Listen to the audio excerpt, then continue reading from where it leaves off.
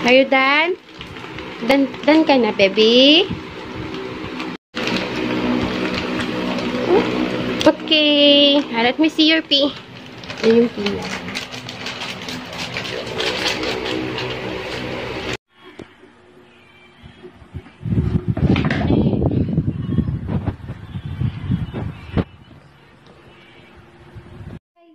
Good afternoon! Welcome back to my channel. It's me again, Mami Irene. So, kamusta po ang lahat?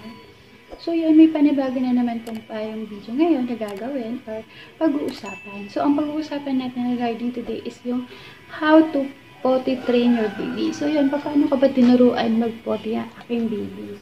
So, my baby now is 23 months old na po siya.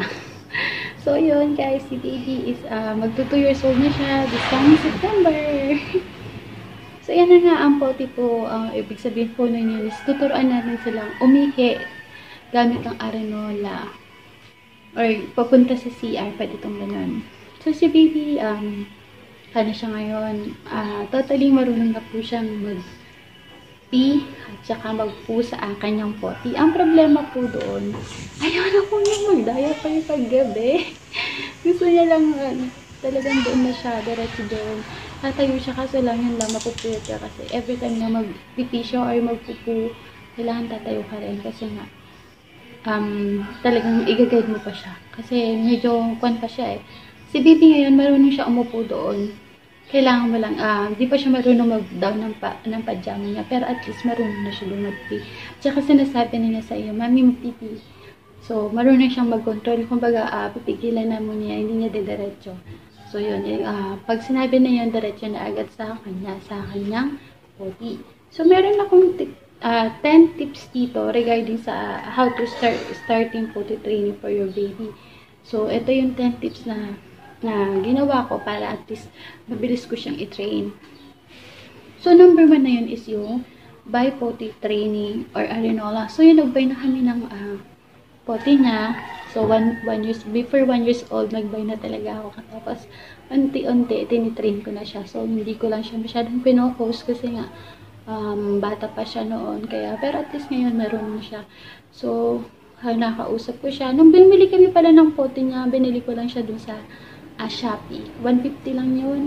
So, bilhin natin yung mga magaganda, yung parang mga cartoons, mga ganun, para at least nagugustuhan kasi nila yung mga ganun.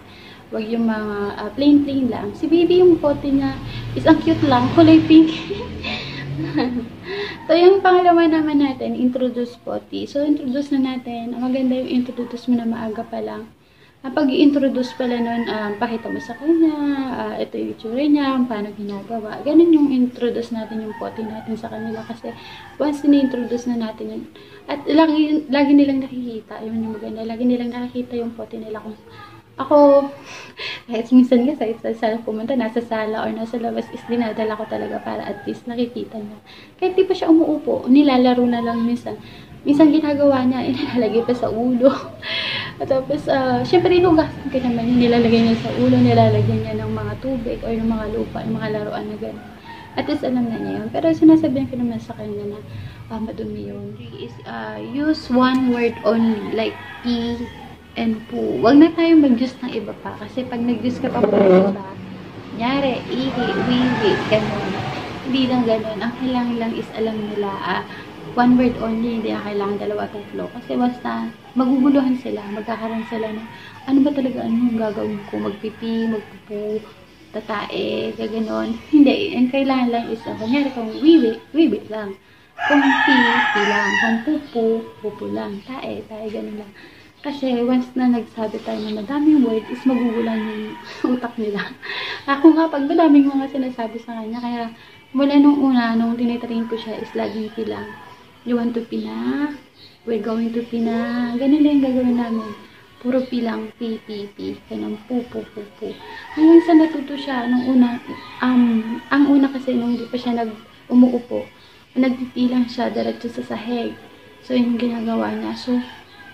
So at least alam niya, Mami, I'm pee. Sabi niya gano'n. So, yun, pinapalitan ko na lang yung pajama niya. At least alam niya na nagpipee na siya.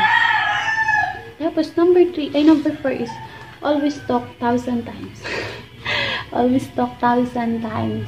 So, always talk 1,000 times about potty. So, yun na nga. Every morning hanggang buong mag-araw is yung sinasabi natin. Mas maigi nga sana yung pagpipi and poo niya is yung sinasamahan niya sa CR. Sabihin niya lagi, anak, baby, you pee here, you poo here, ganun, lagi yung ganun. Pakita niyo sa kanya, huwag kang magsasawa.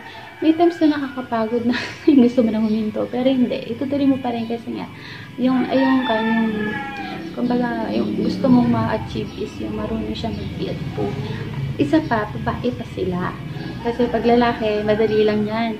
Pero pag babae, kasi kailangan talaga nila doon. Kasi nga, at least, mas safe, hindi pwedeng mag-pee kung saan-saan. Pwede silang madulas, diba?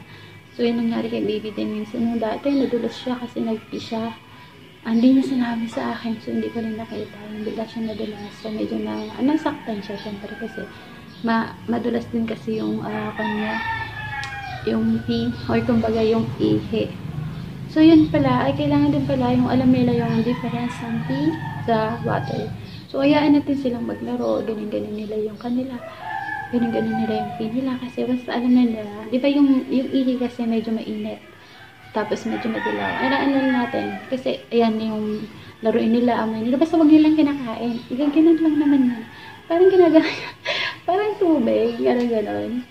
So, number 5 is motivation. So, kailangan natin silang i-motivate na kailangan marunong sila mag-pee. Sa murang edad pa lang nila sa going to 2 years old. Kasi pag 2 years old na sila, medyo utak nila, yung mind nila is nakakaintindi na sila.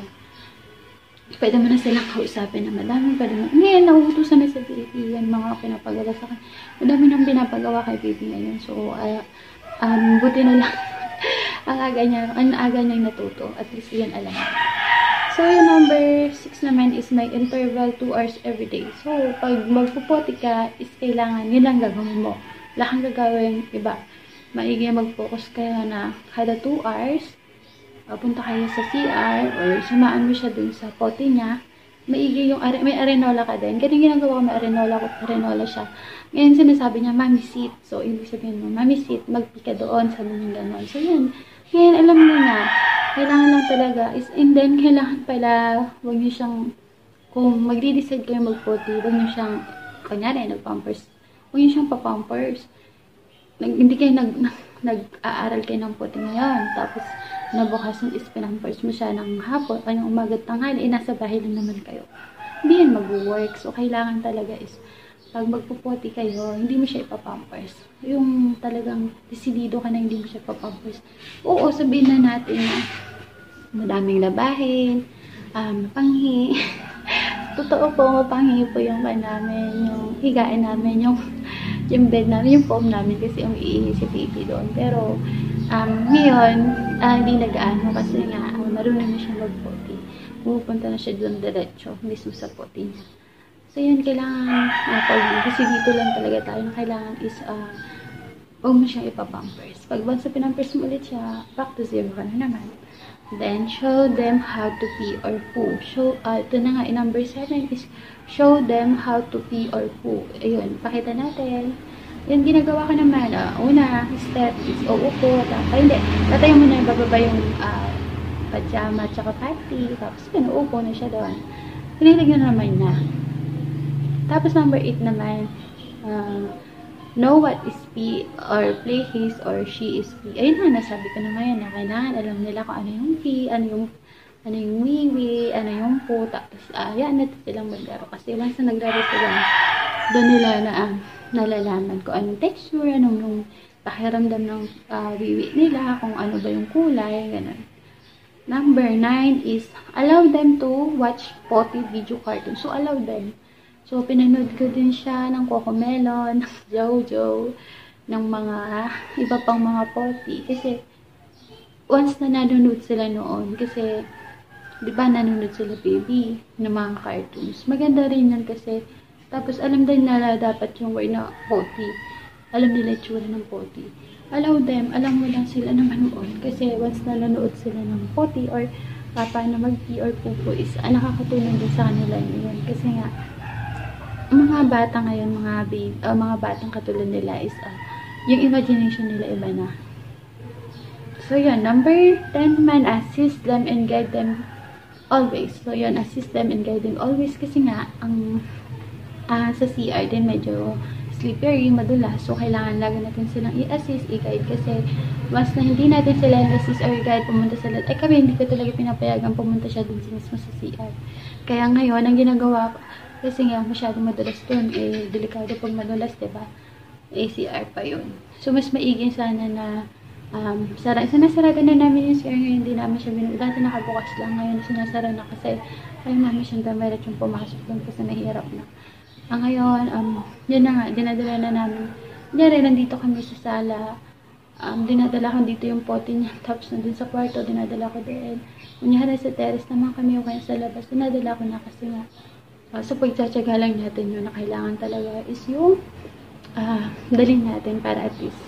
Pag hindi ko nadadala, pag sinabi niya magpipi, binababa ko na lang yung pajama niya. So, sa lupa ko na lang siya pinagpipi. Pag gano'n. Well, at least alam niya na mami. Kasi minsan, ang layo ng pote niya. Hindi ko inahanap ko pa. Hindi naman sa gano'n. Basta, gano'n, pag alam niya na mag-pee, sasabihin namin niya sa'yo. Yun yung maganda. Pag alam niya na mag-pee, sinasabi niya. So, yun guys. I hope naman this videos, marami kayong natutunan. Yung 10 tips natin na yun is pag sinunod natin yun is magiging work or kumbaga magtatagumpay kayo sa pagpupotty train ng iyong baby. So, alam niyo ba ang pagpupotty train is talagang napakalaking savings. So, sabihin na natin, mula 1 years old si baby, pero ngayon nagda-diaper pa si baby pag umaalis. Ayaw niya na kasi mag-diaper pag gabi. So, yun, alam niyo ba, ang diaper ang mahal-mahal. Magkano ang diaper ngayon? Umaabot din niya ng mga, kunyari sa isang buwan, marami na. Magkano yun, di ba? Siguro may 3,000 mga ganun din. Depende sa gamit kung maabot ng 3,000 or 2,000 to 3,000 siguro, mga ganun. Depende pa sa brand ng diaper. So, alam niyo po, ang pagpupupo is talagang napakapan siya. Tawag nun, advisable or talagang napakaganda niya. Bukod sa makakasave ka na, is natututo pa yung mga anak natin na sa murang edad na marunong na silang mag-pee or pusa. Diba ganun naman dapat ang gagawin? Kaysa naman, at saka alam nyo ba, ang pagda-diaper kasi is nakaka-infect pa yan. Pag lagi mo siyang dinadiaper, tapos sobrang init pa. Kasi yun, parang minsan, hindi pa, pwede rin yung mga diaper rashes, makakuha dun. Pag sa edad nilang mga ganyan, hindi pa sila marunong mag-careful. So, yun, tsagain lang natin na sila ay maturuang maigi na marunong mag-pee po. Habang maaga pa, turuan na natin sila para at least paglaki nila is maging mabuti silang mga anak or marunong na sila. And then, ang pagpipi rin po pala is yung nasa nanay din yan. Nasa mami kung mag-focus ka or magpo-focus ka sa ibang bagay. Marami tayong pinagpupuko sa mga mami, pero unti-unti is na pagtatagumpay na. Katulad ko, hindi ka na nung una, medyo parang hindi pa gaano, pero ngayon, at least, ito na yung isang kong pagtagumpayan. Achievement. Isa kong achievement is yung yung pote niya. Kasi once na yan is natutunan niya mag-pote, is napakaganda na. May masyado na smooth yung kanya. Bukod sa dun siya nagpupupot, nagpipi, hugasan na lang siya, ganyan. So, nakasave na ako ngayon na medyo hindi na ako masyadong yung mga, diba dati, yung mga pajama niya is laging nababasa or napipi, pero at least ngayon is konti na lang naman na. So, yun guys, I hope this videos marami kayong natutunan. So, I hope po sa mga mami dyan na gusto pong mag-train ng kanila, baby nila sa poties, watching po this video para po at least madami ko yung matutunan. And then, yung mga tips kong ito naman is sundin nyo po para po maging work po yung inyong pag-potty trainer ni baby. So, yun guys, I hope po sa mga mami baby dyan is always healthy po. See you guys sa ating next video. And then, huwag nyo palang kalimutan i-click the like and share and then subscribe ang ating YouTube channel. It's me, Mami Irene po. See you po sa ating next video. Bye-bye!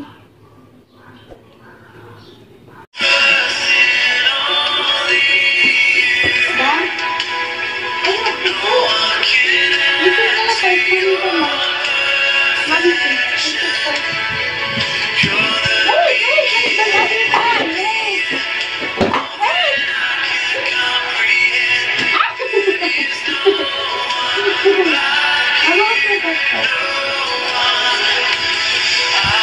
Siyempre na, stay.